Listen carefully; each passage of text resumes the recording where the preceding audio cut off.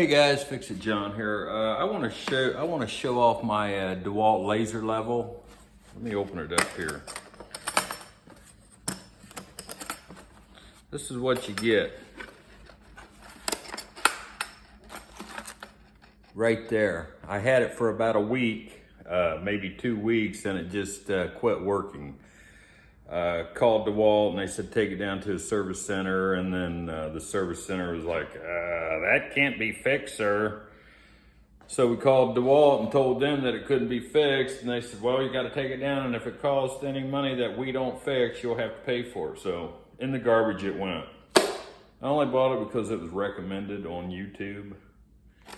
But what I got out of it was the case. So I kept the case, and I bought this laser here.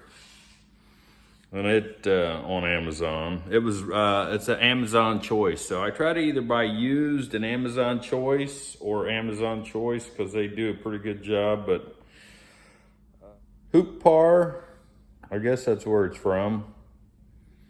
I've had it for quite a while, longer than I've had the DeWalt. It's a whole lot cheaper, about half the price. And it has a magnet on it here. I can stick on the corner bead over here. And so, you know, I have some DeWalt tools, but give me a break. I didn't drop it. I wasn't rough on it. Garbage. So all I got out of it was the case. So that's just an FYI. All right, we're gonna get moving on this project here. Hey guys, Fix It John here. Just be careful with tools you buy through that YouTubers push.